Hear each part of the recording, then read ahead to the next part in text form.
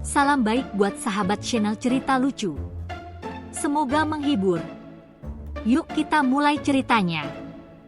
Pada suatu pagi yang cerah di sebuah desa kecil di Jombang, hiduplah seorang santri bernama Udin. Udin ini bukanlah santri biasa. Dia adalah santri yang seringkali menjadi bahan tertawaan di pesantren karena kelakuannya yang konyol dan perbuatannya yang aneh. Namun, meskipun sering dijadikan bahan olok-olok, Udin tetaplah seorang santri yang rajin dalam belajar agama, meskipun tidak bisa dipungkiri bahwa ia lebih dikenal sebagai budak warung kopi daripada ahli tafsir atau faqih. Setiap pagi, setelah sholat subuh berjamaah, Udin selalu mampir ke warung kopi yang ada di pojok desa. Warung kopi itu milik seorang ibu tua yang sering dipanggil Butini. Butini ini sudah seperti ibu angkat bagi Udin, dan warung kopi tersebut sudah menjadi markas rahasia bagi para santri yang ingin menenangkan diri sambil menikmati secangkir kopi hitam pekat yang rasanya bisa membuat mata terbuka lebar seperti mata kura-kura yang baru bangun tidur. Suatu pagi yang cerah, Udin datang lebih awal dari biasanya. Ia langsung mendekati warung kopi Butini dengan wajah serius. Wajahnya yang biasanya ceria dan penuh canda, kali ini tampak seperti orang yang sedang merencanakan sesuatu yang besar. Sebuah rencana gila yang bahkan ia sendiri belum tahu bagaimana cara melakukannya. Tapi itu tidak menghalangi semangat Udin yang ingin menjadi santri paling hebat di Jombang, meskipun caranya agak sedikit konyol. Butini, Butini, teriak Udin sambil masuk ke warung.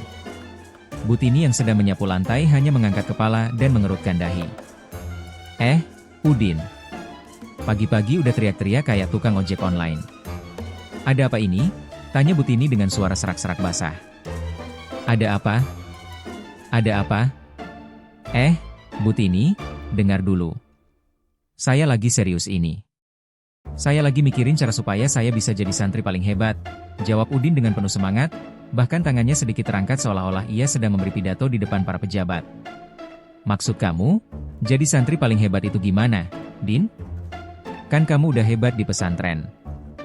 Butini sedikit bingung, tapi juga penasaran. Begini, Bu. Saya sudah pikirkan matang-matang. Saya akan menjadi santri yang paling dicari oleh para ustadz dan kiai. Caranya? Ya, dengan cara yang paling unik. Saya akan menjadi santri yang berbeda dari yang lain, jawab Udin penuh keyakinan. Tapi, Din, kan kamu sudah beda dari santri lainnya. Apa yang membuat kamu lebih beda lagi? Tanya Butini, masih tak mengerti. Dengan serius, Udin berkata, saya akan menciptakan metode belajar baru. Yaitu, belajar agama sambil ngopi. Pasti jadi santri yang paling keren. Tentu saja, Butini terdiam sejenak. Ia mencoba mencerna apa yang baru saja didengar telinganya. Tapi, setelah beberapa detik, dia hanya bisa tertawa terbahak-bahak. Hahaha, kamu ini ya, Din. Kalau ngopi jadi cara buat belajar agama, pesantren mana yang gak bubar? Kamu ini, Din, kocak banget, kata Butini sambil tertawa. Kalau kamu serius gitu, nanti bukan jadi santri, malah jadi pengusaha warung kopi, loh. Udin tidak terpengaruh dengan ledekan Butini. Ia justru merasa semakin yakin dengan rencananya. Ya, gak masalah. Yang penting, saya bisa ngajarin orang agama sambil nikmatin secangkir kopi.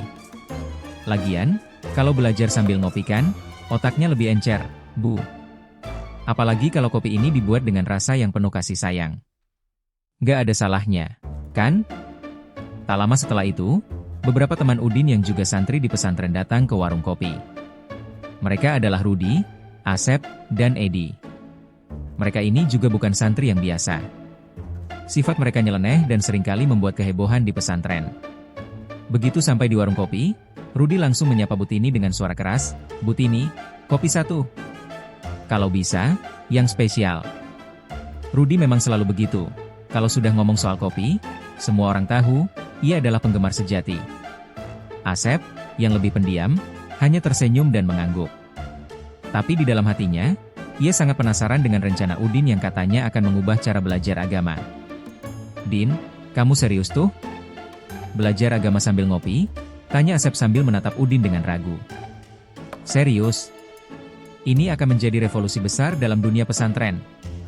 Bayangkan, kita bisa berdiskusi soal agama sambil menikmati kopi. Kalian mau jadi santri Jombang yang biasa-biasa aja, atau jadi santri keren yang tahu cara menikmati hidup? Jawab Udin dengan penuh semangat. Edi yang dari tadi hanya diam, tiba-tiba membuka mulut. Tapi Din, Apakah dengan ngopi kita bisa lebih pintar? Saya sih lebih suka kalau kita ngopi sambil baca kitab, mungkin ilmu bisa nempel di otak. Udin tertawa lebar. Ya, itulah ide saya, Edi. Kita bisa minum kopi sambil belajar. Bahkan saya berencana membuat kopi khusus untuk santri. Kopi, ilmu pengetahuan. Rasanya pahit, tapi bikin otak lebih cemerlang. Para santri pun mulai terlibat dalam diskusi kocak itu, dan suasana warung kopi Butini berubah menjadi lebih meriah. Bahkan Butini ikut mengelus dagunya sambil berpikir keras, seolah-olah ia sedang merencanakan hal-hal besar bersama mereka.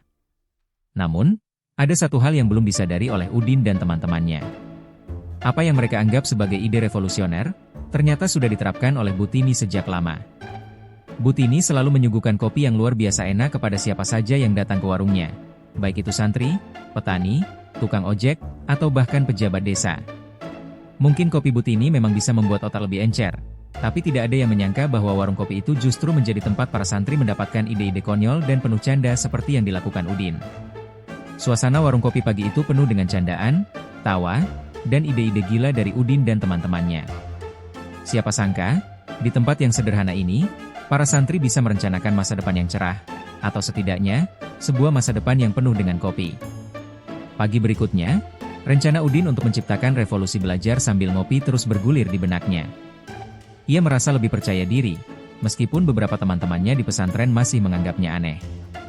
Namun, bagi Udin, inilah saat yang tepat untuk membuktikan bahwa belajar agama tak selalu harus serius dan kaku. Menurutnya, dengan ngopi, semuanya bisa lebih santai dan lebih mudah dipahami. Pagi itu, Udin kembali datang ke warung kopi Butini dengan semangat yang membara.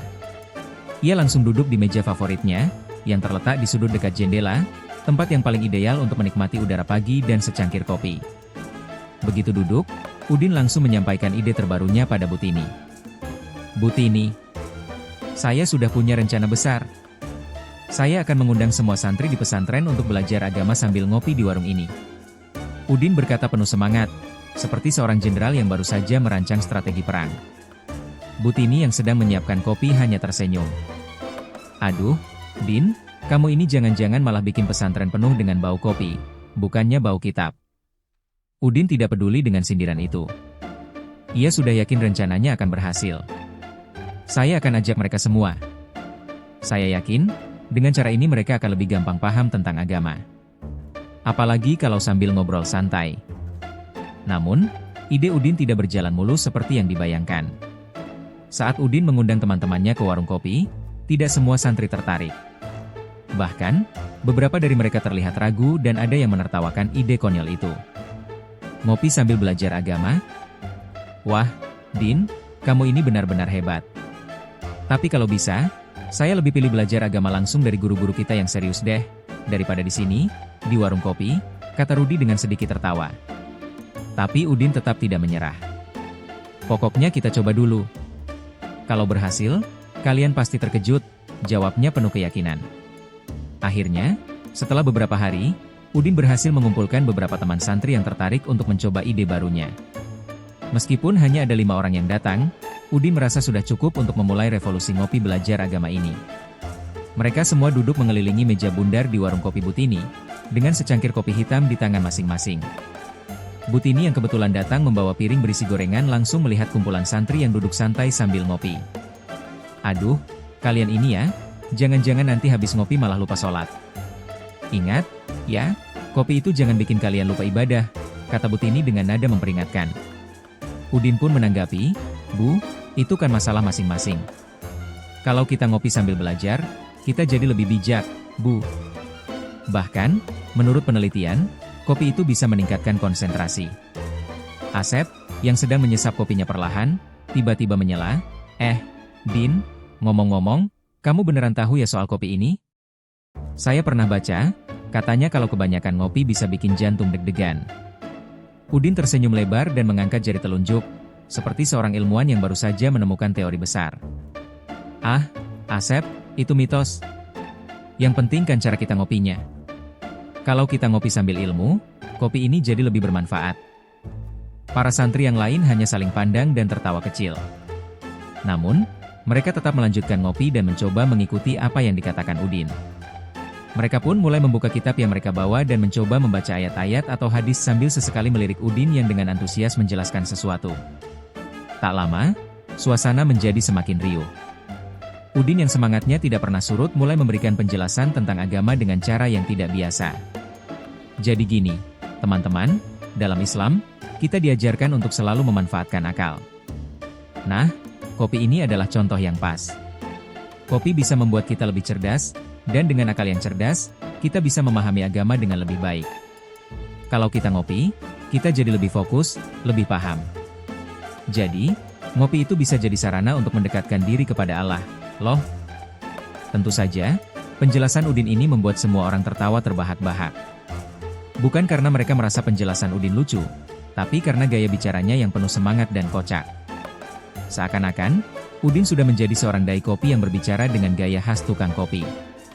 Ya, Din, kamu memang pandai ngomong. Tapi jangan lupa, belajar agama itu bukan cuma soal kopi. Harus ada usaha dan keikhlasan, ya, kata Rudi, yang semakin geleng-geleng kepala melihat kekonyolan Udin.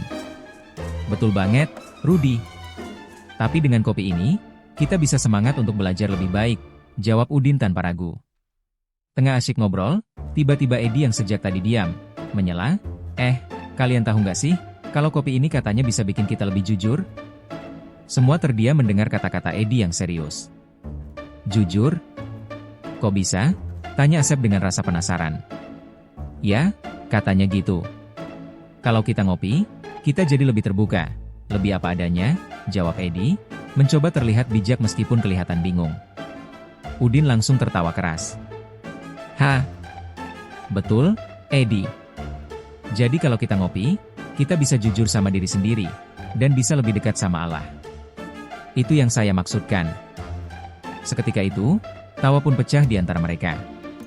Semua yang hadir merasa seperti sedang berada di acara tawa konyol yang penuh dengan kebingungan namun tetap menghibur. Kopi memang sudah menjadi minuman favorit mereka. Tetapi hari itu, kopi seakan-akan menjadi medium baru untuk bercanda dan berbagi ilmu yang penuh dengan keceriaan. Hari itu, meskipun tidak ada satupun santri yang merasa benar-benar mendapatkan pencerahan agama, mereka tetap merasa senang. Mereka merasa ikatan persahabatan mereka semakin kuat, dan suasana pesantren pun terasa lebih hidup dengan kehadiran warung kopi Butini sebagai tempat berkumpul mereka. Ketika akhirnya mereka selesai menghabiskan kopi dan gorengan, Udin dengan penuh percaya diri berkata, "Kalian lihat kan? Kalau kita belajar agama sambil ngopi, itu lebih seru dan menyenangkan. Dan siapa tahu, ini bisa jadi cara baru untuk mendekatkan diri kepada Allah." Para santri yang lain hanya bisa mengangguk sambil tertawa. Mungkin mereka tidak sepenuhnya setuju dengan cara Udin, tapi satu hal yang pasti, warung kopi Butini telah menjadi tempat yang penuh dengan kenangan lucu dan kekonyolan yang tidak akan pernah mereka lupakan. Hari-hari berlalu, dan ide konyol Udin tentang belajar agama sambil ngopi semakin berkembang. Meski banyak yang masih menganggapnya sebagai guyonan, perlahan tapi pasti, lebih banyak santri yang tertarik untuk ikut serta dalam revolusi kopi yang digagas oleh Udin. Setiap hari, warung kopi Butini menjadi lebih ramai, bukan hanya karena kopi yang enak, tapi juga karena suasana belajar yang santai dan penuh tawa. Butini sendiri sudah mulai terbiasa dengan kelakuan para santri yang datang dan pergi, membawa ide-ide aneh dan canda tawa mereka. Di pagi hari, ia akan menyambut mereka dengan senyum khas, "Aduh, kalian ini ya, datang bukan buat belajar, malah buat bikin keributan." Namun, ada satu hal yang semakin membuat warung kopi ini semakin terkenal, bahkan di luar desa.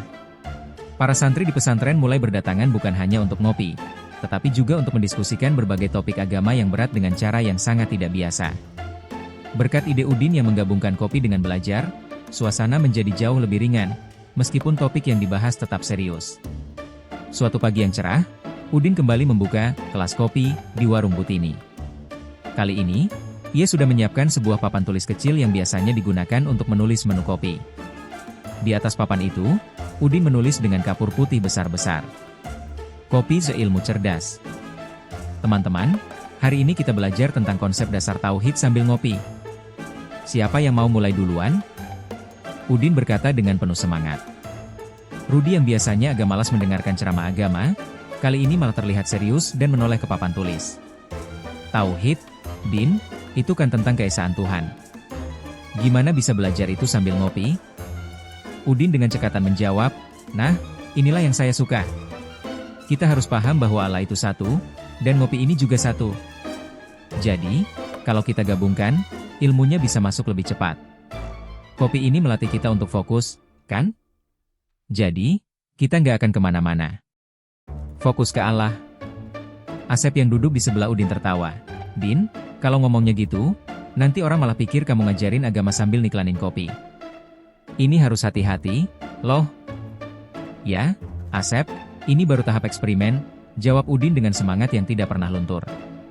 Kita nggak tahu kan, siapa tahu ini bisa jadi metode revolusioner buat pesantren. Pada saat itu, Edi yang sedang meminum kopinya tiba-tiba mengangkat tangan. Din, saya ini masih bingung. Kalau kopi bisa bikin kita paham tentang agama, kenapa ada orang yang ngopi malah jadi pemarah, ya?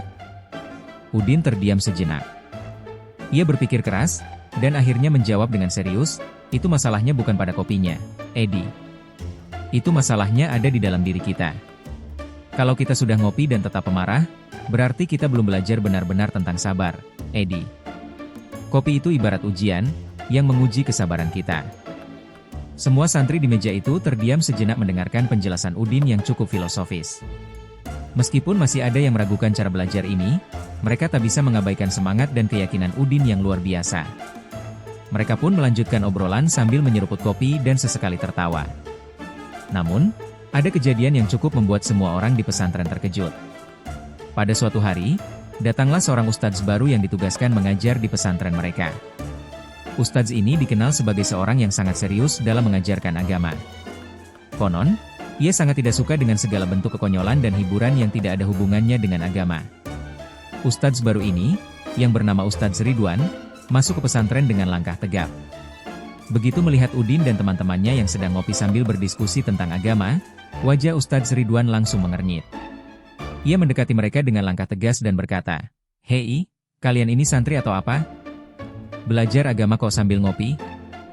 Ini bukan pesantren warung kopi." Udin yang sejak awal sudah siap dengan jawaban langsung berdiri dan menjawab dengan percaya diri. "Ustadz, begini. Kami percaya bahwa belajar agama tidak harus selalu dengan cara yang kaku dan serius. Dengan ngopi, kami bisa lebih santai dan lebih mudah memahami ajaran-ajaran Islam. Kopi itu bisa membuat otak kami lebih encer, dan dengan hati yang lebih lapang, kami bisa lebih dekat dengan Allah." Ustadz Ridwan mendengarkan dengan seksama, tapi wajahnya masih tampak serius. Ia lantas berkata, "Baiklah, saya akan beri kalian kesempatan untuk membuktikan apakah benar kopi ini bisa membuat kalian lebih cerdas dalam beragama. Saya akan ikut bergabung dengan diskusi kalian.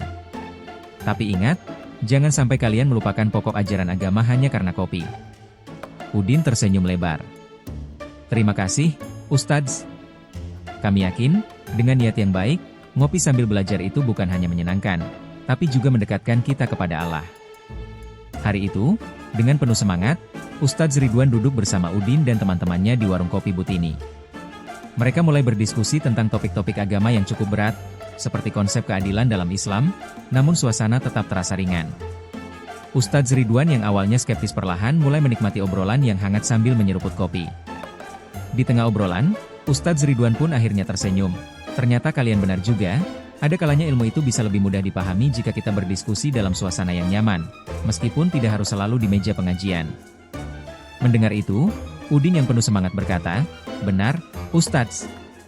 Dengan kopi, kita tidak hanya belajar agama, tetapi kita juga belajar untuk lebih menghargai proses.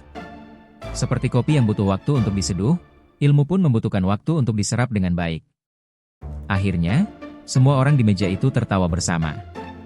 Meski Ustadz Ridwan masih mengingatkan mereka untuk tidak mengabaikan kewajiban agama, dia tidak bisa menahan diri untuk ikut larut dalam suasana santai yang tercipta berkat Udin dan teman-temannya. Sejak saat itu, warung kopi Butini menjadi tempat yang tidak hanya dipenuhi oleh canda tawa, tetapi juga menjadi tempat diskusi yang lebih serius. Para santri mulai melihat warung kopi bukan hanya sebagai tempat bersantai, tetapi sebagai tempat untuk memperdalam ilmu agama dalam suasana yang lebih santai dan akrab. Udin yang kini dikenal sebagai santri Jombang Budak Warung Kopi, terus melanjutkan misinya untuk mengajarkan agama dengan cara yang tidak biasa. Meskipun banyak yang masih tertawa dan menganggapnya konyol, tidak sedikit juga yang mulai merasakan manfaat dari cara baru ini. Bagi mereka, kopi bukan hanya sekadar minuman, tetapi juga menjadi simbol semangat untuk terus belajar, berbagi, dan tertawa bersama, sambil tetap berusaha menjadi pribadi yang lebih baik.